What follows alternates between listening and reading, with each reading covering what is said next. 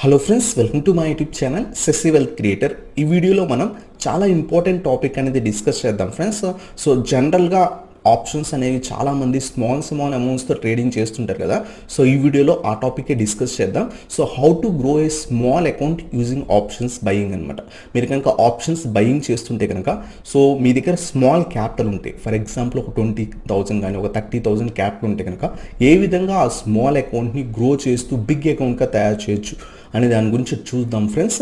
So ఒక 6 rules అనేది చెప్తాను. ఈ 6 రూల్స్ కనుక మీరు ఎగ్జాక్ట్గా ఫాలో అయితే కనుక ఖచ్చితంగా మీ స్మాల్ అకౌంట్ అనేది కొంత టైం తర్వాత ఖచ్చితంగా ఒక బిగ్ అకౌంట్గా తయారవుతుంది. ఆ తర్వాత మీరు లాట్ సైజ్ ఇంక్రీజ్ చేసుకొని మంచిగా ప్రాఫిట్స్ అనేవి ఎర్న్ చేయొచ్చు అనమాట. సో ఈ వీడియోలో ఆ 6 రూల్స్ అంటే ఏంటో చూద్దాం friends. So let's start our video.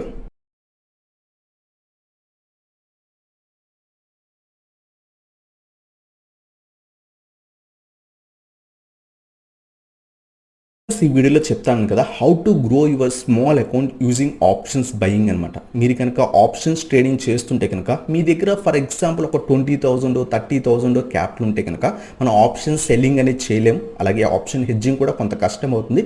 But option buying అయితే మనం చేయగలం అనమాట.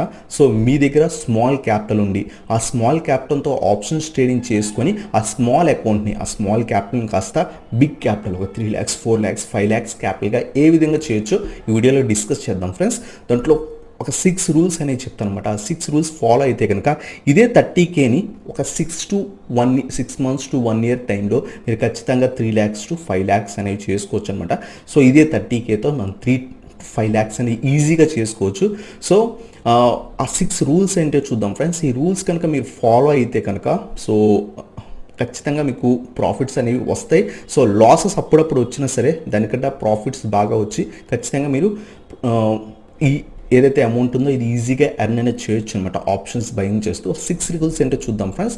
ఫస్ట్ రూల్, చాలా ఇంపార్టెంట్ రూల్ ఏంటంటే మీరు ట్రేడింగ్ చేస్తున్నప్పుడు, పర్టికులర్గా ఆప్షన్స్ ట్రేడింగ్ చేస్తున్నప్పుడు ఆపర్చునిటీ దొరికినప్పుడు మాత్రమే ట్రేడ్ చేయండి ఫ్రెండ్స్. సో చాలామంది ఏంటంటే ఆప్షన్స్ ట్రేడింగ్ చేస్తుంటే నిఫ్టీ కొంత పైకి వెళ్ళంగానే పొజిషన్ తీసుకుంటారన్నమాట. అది పైకి వెళ్ళినట్టు వెళ్ళి కింద పడిపోయి స్టాప్ లాస్ హిట్ అయిపోతే, లేకపోతే ఇంకా ఫర్దర్ లాసెస్ వస్తాయి మీరు ఒకవేళ స్టాప్ లాస్ పెట్టుకోకపోతే.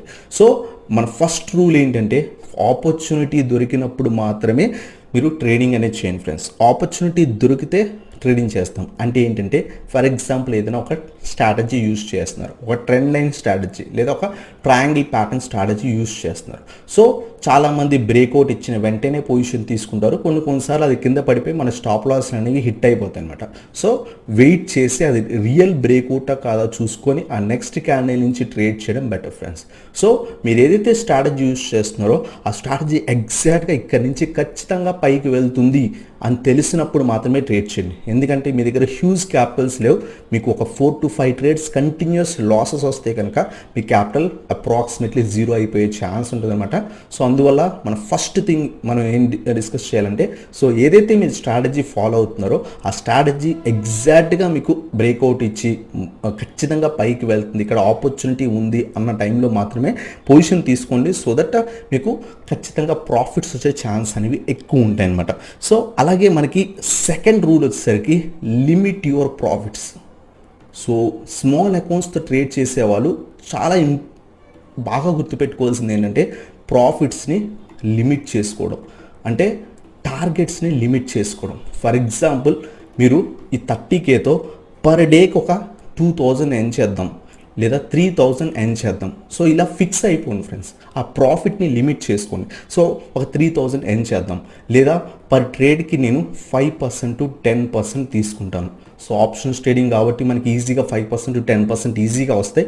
సో మీరు ట్రేడ్ చేస్తున్నప్పుడు మీరు టార్గెట్ ఆల్రెడీ ఫిక్స్ అయిపోయి ఒక 5% లేదా ఒక 10% ఈ ట్రేడ్కి నేను తీసుకుంటాను, అది వస్తే చాలు నేను క్లోజ్ అనేది చేసేస్తాను ఈ ట్రేడ్ అనేది మీరు టార్గెట్ కనుక ఫిక్స్ అయితే కనుక మ్యాక్సిమం మీకు లాసెస్ వచ్చే ఛాన్సెస్ అనేవి తక్కువ ఉంటాయి. మీరు ఎగ్జాక్ట్గా ఆపర్చునిటీ వచ్చినప్పుడు ట్రేడ్ చేస్తున్నారు, అలాగే టార్గెట్ అనేది ఫిక్స్ చేసుకుంటున్నారు ఫ్రెండ్స్. అలాగే థర్డ్ పాయింట్, చాలా important point, always maintain small stop losses. So మీ దగ్గర క్యాపిటల్ తక్కువ ఉంది కాబట్టి మనం బిగ్గర్ స్టాప్ లాసెస్ పెట్టుకుంటే మన క్యాపిటల్ వితిన్ 1 or 2 ట్రేడ్స్లో పోయే ఛాన్స్ ఉంటాయి. సో స్మాల్ స్టాప్ లాసెస్ అనేవి పెట్టుకోవడానికి ట్రై చేయండి ఫ్రెండ్స్. ఫర్ ఎగ్జాంపుల్ మీరు ఏదైనా ఆప్షన్ బై చేస్తూ ఒక 10% టార్గెట్ పెట్టుకుంటే 5% స్టాప్ లాస్ పెట్టుకోండి. సో ఎంతకంటే మనం తక్కువ పెట్టుకోలేము ఆప్షన్స్లో, ఎందుకంటే ఆప్షన్స్లో కొంత వాలిటిలిటీ ఉంటుంది. ఎగ్జాక్ట్గా మీరు ఆపర్చునిటీ దొరికినప్పుడు ట్రేడ్ చేస్తున్నారు, 10% టార్గెట్ పెట్టుకుంటున్నారు, 5% స్టాప్ లాస్ పెట్టుకుంటున్నారు. ఒకవేళ ఈ 5% స్టాప్ లాస్ మీకు హిట్ అయిపోతే ప్రాబ్లం లేదు ఫ్రెండ్స్, ఇంకో ట్రేడ్ చేద్దాం. అక్కడ కూడా for example 5% stop loss hit అయిపోయినా ప్రాబ్లం లేదు. ఇంకో ట్రేడ్లో మీకు ప్రాఫిట్ వస్తే కనుక ఆ క్యాపిటల్ మళ్ళీ కూడా మీకు వచ్చేస్తుంది. సో మీకు 2 ట్రేడ్స్ మీకు లాసెస్ వచ్చినా ఒక్క ప్రాఫిట్ ట్రేడ్ వస్తే కనుక, అంటే ఒక్క ట్రేడ్ మీకు ప్రాఫిట్ వస్తే కనుక ఆటోమేటిక్గా మీకు ఆ లాసెస్ అనేవి కవర్ అయిపోతాయి. సో మళ్ళీ కూడా మీకు క్యాపిటల్ బ్యాక్ వచ్చేస్తుంది అనమాట. So 1:2 risk to reward ratio follow అవ్వండి friends. 5% stop loss, 10% target. So ఇది కనుక ఫాలో అయితే కనుక మ్యాక్సిమం మీరు ఓవరాల్ ట్రేడ్స్లో ఒక 10 ట్రేడ్స్ 20 ట్రేడ్స్లో ప్రాఫిట్లోనే ఉంటారు. సో చాలా ఇంపార్టెంట్ అనమాట. అలాగే 4th వన్ వచ్చేసరికి మనం ఆప్షన్స్ ట్రేడింగ్ చేస్తుంటే కనుక don't trade every day friends. So మనం ఆల్రెడీ డిస్కస్ చేసాం, ఆపర్చునిటీ ఆ రోజు దొరికినప్పుడే ట్రేడ్ చేయండి. ఒకవేళ మార్కెట్ ఫుల్గా సైడ్ వేస్ ఉందనుకోండి, సో ఆ రోజు ట్రేడింగ్ అనేది చేయకండి. సో మీరు కనుక ట్రేడింగ్ చేస్తుంటే కనుక ఆ రోజు మార్కెట్ సైడ్ వేస్ ఉంటే కనుక అస్సలు పొజిషన్ మీకు దొరకకపోతే అస్సలు ట్రేడ్ అనేది చేయకండి ఫ్రెండ్స్. ఆ రోజు ఆపర్చునిటీ దొరికితేనే ట్రేడ్ చేయండి. అలాగే ఎవ్రీడే కూడా ట్రేడ్ చేయడానికి ట్రై చేయకండి. ఈ రోజు కూడా ఖచ్చితంగా నేను ఒక 5,000 ప్రాఫిట్ తీయాలి, సో అలా ఎప్పుడు చేయకండి. ఆపర్చునిటీ దొరికినప్పుడు మాత్రమే ట్రేడ్ చేయండి. మార్కెట్ ఈరోజు వాలిటిలిటీ ఉందనుకోండి, పైకి కిందకి కంటిన్యూస్గా వెళ్తుంది అనుకోండి, ఇక్కడ ఖచ్చితంగా లాస్ వచ్చే ఛాన్స్ ఎక్కువ ఉంటాయి. సో ఆ రోజు అవాయిడ్ అనేది చేయండి. సో ఈ 4 పాయింట్స్ గుర్తుపెట్టుకోండి ఫ్రెండ్స్. ఫస్ట్ మనం ఏదైతే స్ట్రాటజీ ఫాలో అవుతున్నామో అక్కడ మీకు ఆపర్చునిటీ దొరికినప్పుడే ట్రేడ్ చేస్తున్నాం. అలాగే మన టార్గెట్స్ లిమిటెడ్ టార్గెట్స్ తీసుకుంటున్నాం. So 10% target. వన్స్ మీకు 30,000కి 3,000 ప్రాఫిట్ వస్తే ఈరోజు నా ట్రేడ్ క్లోజ్ అనేది మీరు పెట్టుకోండి. అలాగే 30,000తో ట్రేడ్ చేసినప్పుడు 1,500 లాస్ వస్తే నేను యాక్సెప్ట్ చేసి డే క్లోజ్ చేసేస్తాను. సో అది మరి పెట్టుకోండి. అలాగే ఎవ్రీడే కూడా ట్రేడింగ్ అనేది చేయకండి ఫ్రెండ్స్. ఈ 4 పాయింట్స్ తర్వాత ఇంకో ఇంపార్టెంట్ 2 పాయింట్స్ డిస్కస్ చేద్దాం. మీరు కనుక ఆప్షన్స్ ట్రేడింగ్ కనుక చేస్తుంటే కనుక ఇవి కూడా చాలా ఇంపార్టెంట్.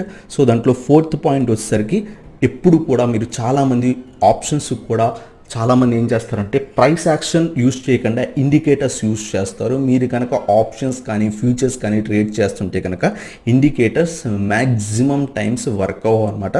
సో ఎప్పుడు కూడా ప్రైస్ యాక్షనే యూజ్ చేయండి. అంటే ట్రెండ్ లైన్ బ్రేక్అవుట్స్ కానివ్వండి, సో ఏదైనా సరే మనకి ప్రైస్ యాక్షన్ స్ట్రాటజీస్ యూజ్ చేయండి. డబ్ల్యూ షేప్ ప్యాటర్న్స్, ఎం షేప్ ప్యాటర్న్స్, ఏదైతే ప్రైస్ యాక్షన్ స్ట్రాటజీస్ ఉంటాయో సపోర్ట్ అండ్ రెసిస్టెన్స్ ఏదైనా సరే మనం యూజ్ చేసుకోవచ్చు అనమాట.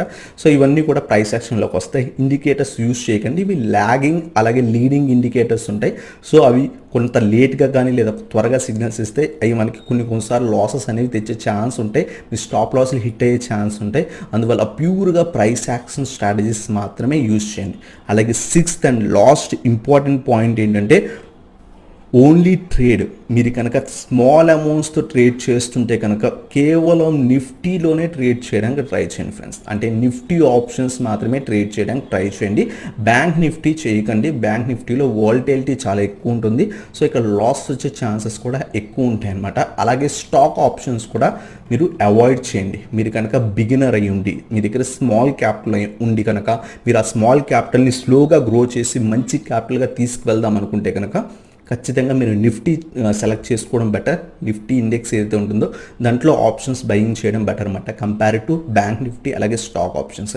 సో ఈ పాయింట్స్ కనుక మీరు గుర్తుపెట్టుకుంటే కనుక ఖచ్చితంగా మీకు లాసెస్ రావు అనమాట. ఫస్ట్ మనకు ఆపర్చునిటీ దొరికినప్పుడే ట్రేడ్ చేస్తాం. పర్టికులర్గా ప్యూర్ ప్రైస్ యాక్షన్ స్ట్రాటజీస్ మాత్రమే యూజ్ చేస్తాం. ఆ తర్వాత మనం డిస్కస్ చేసింది టార్గెట్ అనేది లిమిటెడ్ పెట్టుకుంటాం, స్టాప్ లాస్ అనేది లిమిటెడ్ పెట్టుకుంటాం. ఆ తర్వాత ఎవ్రీడే కూడా ట్రేడ్ చేయకుండా మనకి ఆ రోజు అవకాశం దొరికితే మాత్రమే ట్రేడ్ చేస్తాం. నెక్స్ట్ వచ్చేసరికి నిఫ్టీ ఆప్షన్స్లోనే ట్రేడ్ చేస్తాం. బ్యాంక్ నిఫ్టీ అలాగే స్టాక్ ఆప్షన్స్ జోలికి వెళ్ళకండి. ఎందుకంటే ఎక్కువగా లాస్ వచ్చేది మార్కెట్లో క్యాపిటల్ పోగొట్టుకునేది ఈ బ్యాంక్ నిఫ్టీ స్టాక్ ఆప్షన్స్ వల్లే ఫ్రెండ్స్. నిఫ్టీ మనకి స్లోగా మూవ్ అవుతుంది. సో మనకి ఎగ్జాక్ట్గా మనకి బ్రేక్అవుట్ ఇచ్చింది అని తెలిస్తే ఇక్కడ ట్రేడ్ చేస్తే ఇక్కడ 5% 10% ఈజీగా తీసుకోవచ్చు అనమాట. అలాగే స్టాప్ లాస్ 5% పెట్టుకొని ఒక 10% అనేది ఈజీగా తీసుకోవచ్చు. ఎక్కువ వాలిటిలిటీ కూడా నిఫ్టీలో ఉన్నదనమాట. సో ఈజీగా ప్రాఫిట్ అనేది ఎర్న్ చేయొచ్చు. అదే బ్యాంక్ నిఫ్టీ స్టాక్ ఆప్షన్స్ అయితే కొంచెం కష్టం అనమాట. స్టాక్ ఆప్షన్స్ కొంత క్యాపిటల్ ఎక్కువ కావాలి. అలాగే బ్యాంక్ నిఫ్టీ క్యాపిటల్ కొంచెం 25-30Kతో చేసుకోగలనా దీంట్లో వాలిటిలిటీ ఎక్కువ ఉంటుందన్నమాట. మీరు తీసుకున్న తర్వాత ఫస్ట్ స్టాప్ లాస్ హిట్ అయిన తర్వాత పైకి పైకి వెళ్తుంది. సో అందువల్ల బ్యాంక్ నిఫ్టీ కాకుండా నిఫ్టీ ఆప్షన్స్ ట్రేడ్ చేయడానికి ట్రై చేయండి. మీరు కనుక ఇవి కనుక ఖచ్చితంగా ఫాలో అయితే కనుక ఈజీగా ప్రాఫిట్స్ అనేవి ఏం చేస్తారనమాట. నేను కూడా ఏదైతే స్మాల్ క్యాపిటల్స్తోనే ట్రేడ్ చేస్తాను ఫ్రెండ్స్, ఏదైతే మీకు ఇప్పుడు చెప్పాను 30K 40K 50K, నేను కూడా రెగ్యులర్గా 50K మాత్రమే యూస్ చేస్తాను. సో ఆ 50Kతోనే పర్ మంత్కి 1 lakh 2 lakhs 3 lakhs ఆ రోజు నేను అంటే ఆ మంత్లో నేను ఎంత ఎనీ టైమ్స్ ట్రేడ్ చేసాను బట్టి నాకు ప్రాఫిట్ అనేది వస్తుంది అనమాట. సో ఇదే 50Kతో నేను 1 lakh 2 lakhs 3 lakhs అనేది తీసుకుంటాను. ఒక్కొక్కసారి ఈ లాస్ కనుక వస్తే కనుక ఆ 50K ఒకవేళ 50Kలో ఒక 20K అలా లాస్ వస్తే కనుక మళ్ళీ ఇంకో 20,000 యాడ్ చేసుకొని మళ్ళీ ట్రేడ్ చేస్తాను అనమాట. మళ్ళీ కూడా దాన్ని 50K చేసుకొని మళ్ళీ 1 lakh 2 lakhs 3 lakhs 4 lakhs earn చేస్తాను అనమాట సేమ్ 50Kతో. సో మళ్ళీ కూడా ఎక్కువ క్యాపిటల్స్ పెట్టి చేయను. 1 lakh 2 lakhs నేను కావాలనుకుంటే 10 lakhsతో కూడా ఆప్షన్స్ బయింగ్ చేసుకోవచ్చు, లేదా ఆప్షన్స్ సెల్లింగ్ చేసుకోవచ్చు, సేఫ్గా వెళ్ళొచ్చు. బట్ నాకు ఆప్షన్స్ బయింగ్ అనేది చాలా ఇంట్రెస్ట్ అనమాట. సో అందువల్ల నేను ఎప్పుడు కూడా స్మాల్ క్యాపిటల్సే యూజ్ చేస్తాను. ఈవెన్ 10 lakhsతో ట్రేడ్ చేయగలను, బట్ ఏంటంటే అంత అమౌంట్ అనేది పెట్టను అనమాట మార్కెట్లో, ఎందుకంటే లాస్ వస్తే సివియర్ లాస్ వస్తాయి. సో అందువల్ల స్మాల్ అమౌంట్స్తోనే ట్రేడ్ చేస్తాను. ఇదే 50Kతో మీరు పర్ మంత్కి 3 lakhs 4 lakhs కూడా ఈజీగా ఎర్న్ చేయొచ్చు స్మాల్ అమౌంట్స్తో. బట్ మీకు కన్సిస్టెంట్గా ప్రాఫిట్స్ వస్తుంటే కనుక అప్పుడు మాత్రమే ఈ విధంగా ఎర్న్ చేయగలం అనమాట. ఇది కొంత టైం పడుతుంది. అందువల్ల మీరు ఏం చేస్తారంటే మీరు ఏదైతే స్మాల్ అకౌంట్ ఉందో ఆ స్మాల్ అకౌంట్ని స్లోగా గ్రో చేసుకోవడానికి ట్రై చేయండి ఫ్రెండ్స్. సో ఇందాక మనం చెప్పినట్టు పర్ డేకి 10% కనుక తీసుకోగలిగితే మనకి మార్కెట్లో 20 days ఉంటాయి. So 20 to 24 days working days ఉంటాయి అనమాట. ఫర్ ఎగ్జాంపుల్ 20 days తీసుకోండి. సో 20 daysలో మినిమం టు మినిమం ఒక 15 days కనుక మనం ప్రాఫిట్స్ కనుక తీయగలిగితే 10% పర్ డే చెప్పున మన క్యాపిటల్ 150% అవుతుంది ఫ్రెండ్స్. అంటే మీరు 30Kతో ట్రేడ్ చేస్తే కనుక సో ఓవరాల్గా మీకు ఆ మంత్లో 150% కనుక ప్రాఫిట్ వస్తే కనుక మీ క్యాపిటల్ మీ ఇన్వెస్ట్ చేసిన క్యాపిటల్ 30K అయితే మీకు ప్రాఫిట్ వచ్చేది 45K వస్తుంది ఫ్రెండ్స్.